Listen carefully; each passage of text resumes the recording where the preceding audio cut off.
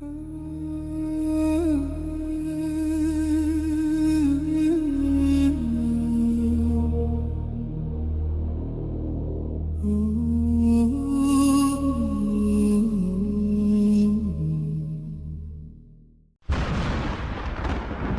story of Bismillah, where every journey truly begins. Some words are repeated so often that they disappear. They move across the tongue, but never arrive at the heart. And among all the words spoken by humanity, there is one phrase said more than any other, yet lived by only a few. Bismillahir-Rahmanir-Rahim. You say it before eating, before leaving your house, before starting a task. Most people say it the way they breathe, without awareness. And this is where the loss begins. Because Bismillah is not a habit, it is a position. It is the moment a human decides, who stands at the center of the action, the self or Allah. Every life collapses or stands firm around this single question. Who is carrying the weight?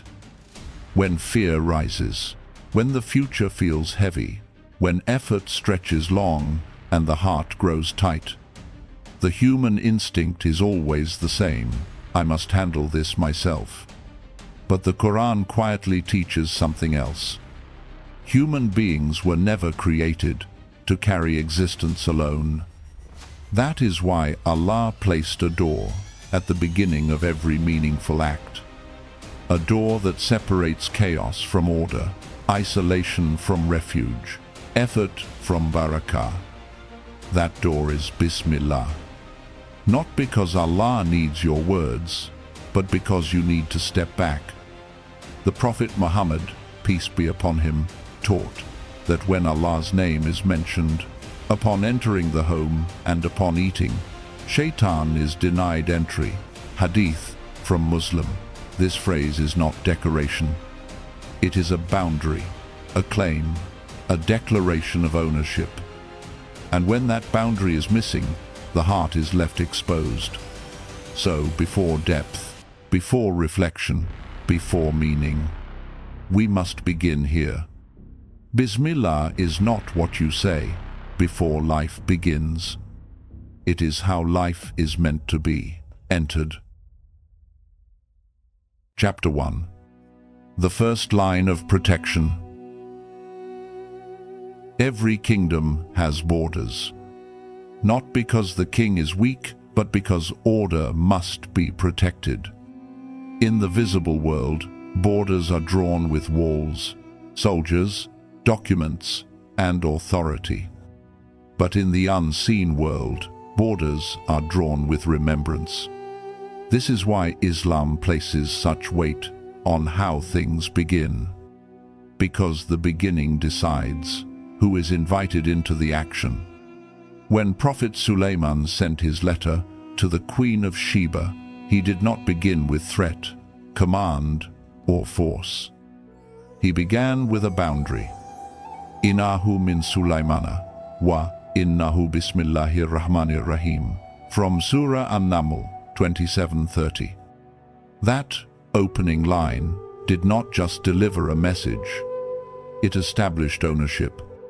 Because authority that does not begin with the name of Allah is authority that stands exposed.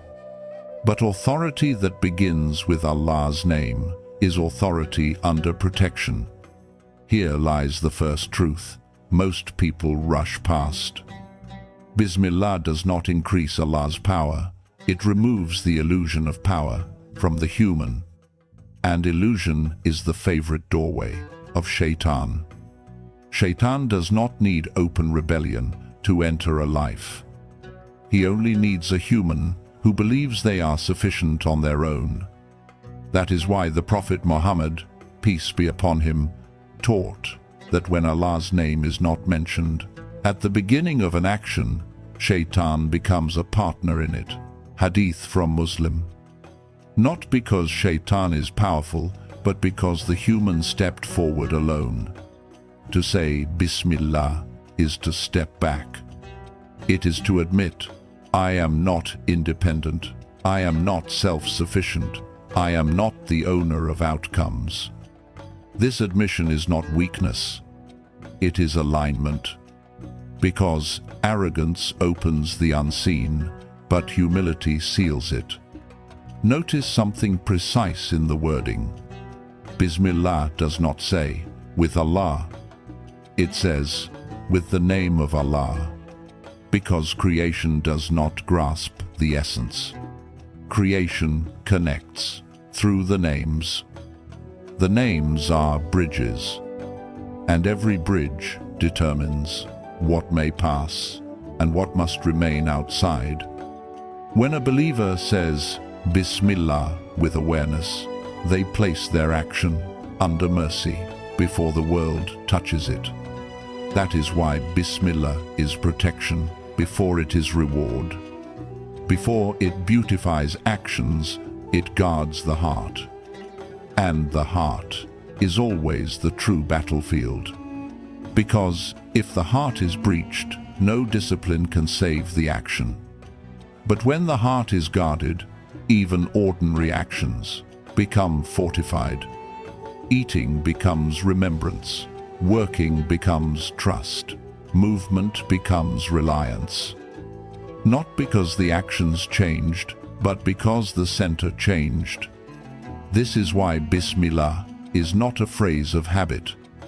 It is the first line of protection between the servant and everything that wishes to pull the heart away from Allah. Chapter 2. The world that says Bismillah. Imagine a dark room, not made of stone, but of soil. Cold, heavy, pressed under weight. A place where logic says nothing should move. Inside that darkness, buried beneath layers of earth, hardened like concrete, there is a prisoner. A seed, soft, thin, millions of times weaker than what presses down on it. Reason says it should rot, disappear, be erased. Yet something impossible happens. That seed does not resist with its own strength. It does not fight the stone. It submits. And through that submission, it rises. Breaking rock, splitting soil, tearing the earth open like a curtain. What force allows something so weak to defeat something so strong? The seed carries no power of its own. Its only secret is this: it moves by permission. It advances under a name. This is why the scholars of reflection say the entire universe behaves as if it begins with Bismillah, because nothing moves by itself. Every fruit that breaks through soil, every tree that stands without collapsing, every flower that opens at the right time is acting under command. Yet we no longer see this. Not because the miracle stopped, but because our sight dulled. There is a sickness of the heart called habit. Habit turns miracles into background noise. When a magician pulls a rabbit from a hat, people applaud. But when sweet fruit emerges from dry, black, tasteless soil, we say, it's just nature, and walk past. Yet soil has no flavor, no color, no fragrance. And still, from that blackness come melons, grapes, and peaches, each wrapped in beauty, each balanced in taste. This is not randomness. This is obedience. The earth submits, the seed submits, water submits, sunlight submits. And from this chain of submission, life is born. Now pause. If inanimate soil knows how to obey, what about the human who was given choice? This is where Bismillah moves from the tongue into the world.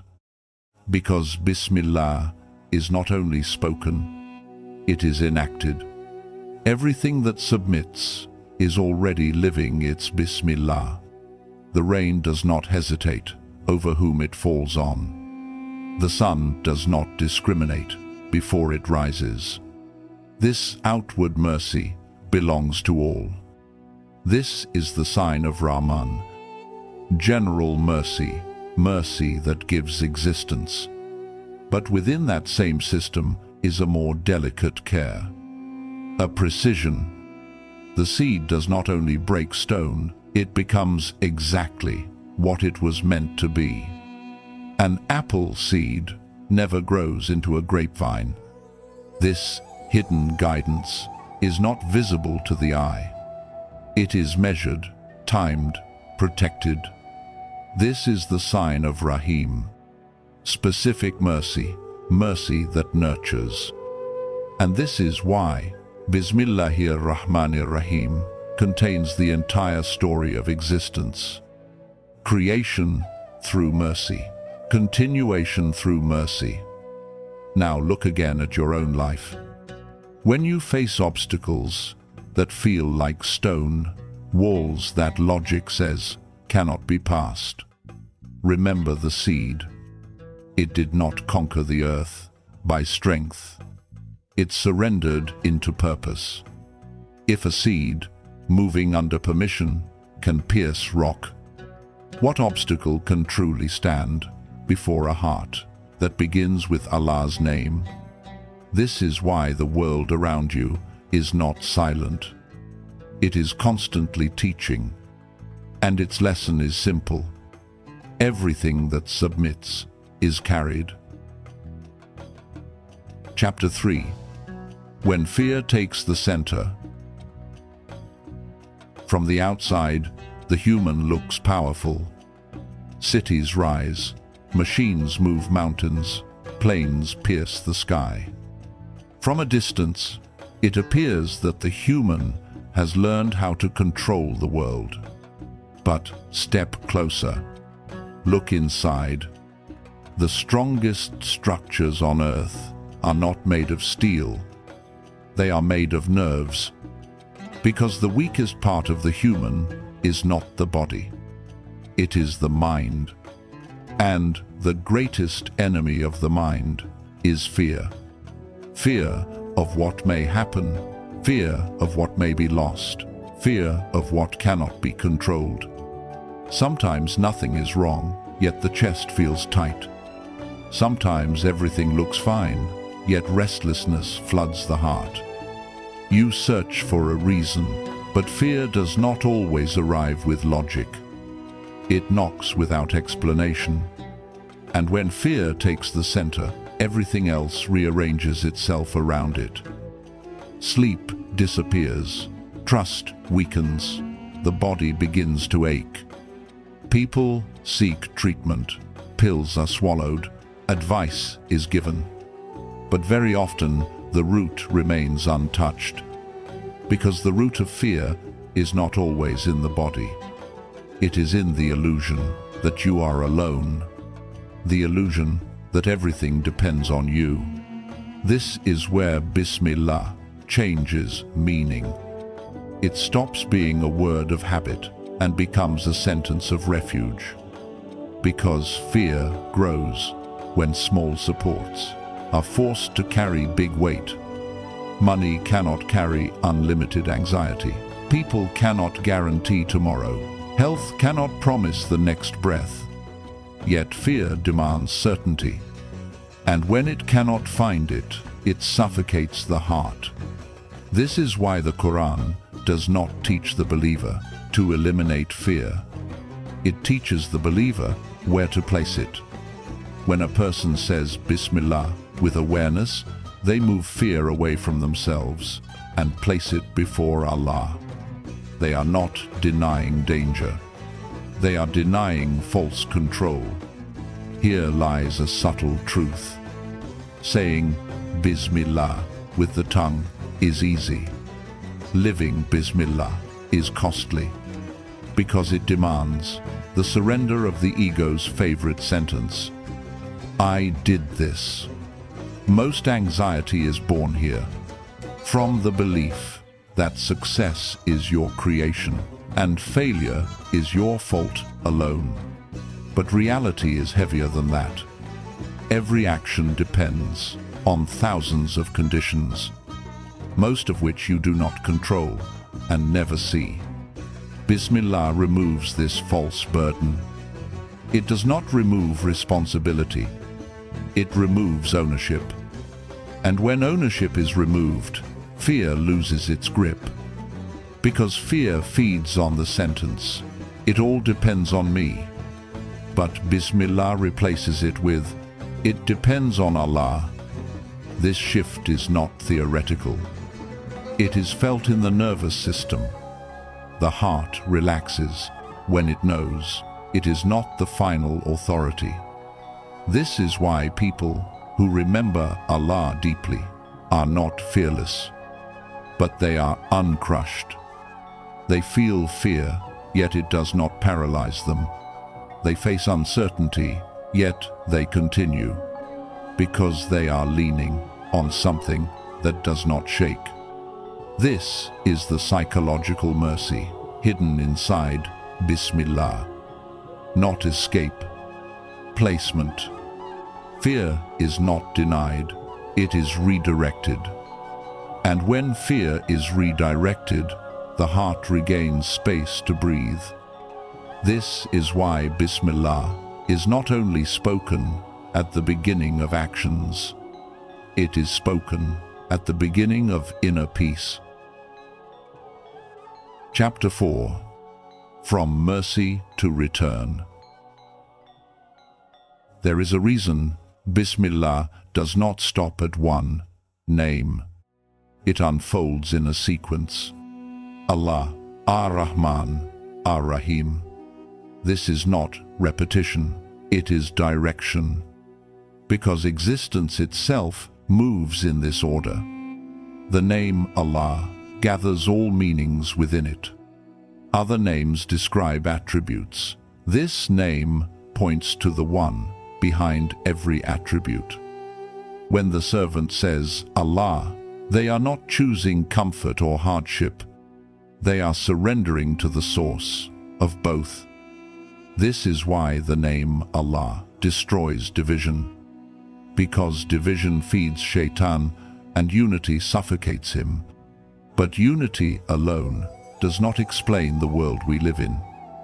So Allah introduces himself through mercy.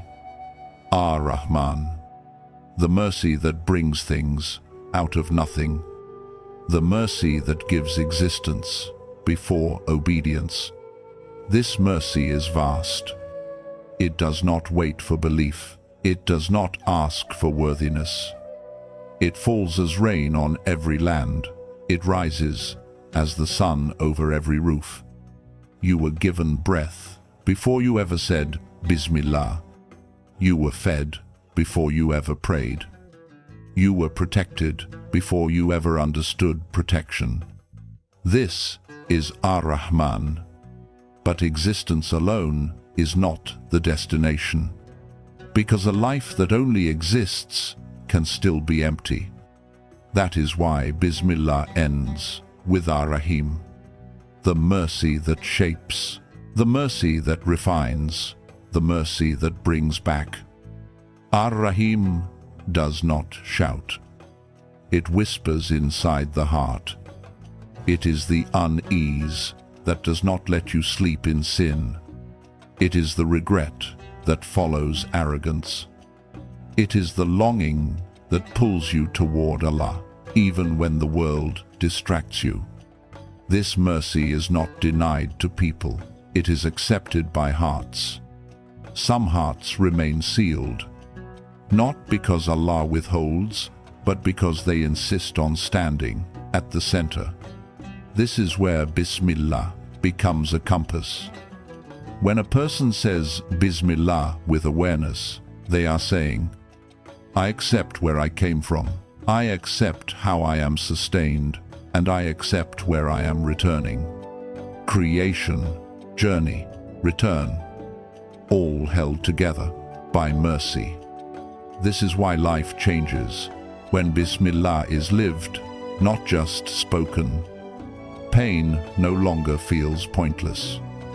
Delay no longer feels like abandonment. Loss no longer feels like destruction. Everything becomes instruction. Not instruction without emotion, but instruction with meaning. The servant begins to understand this. I was created with mercy. I am sustained with mercy.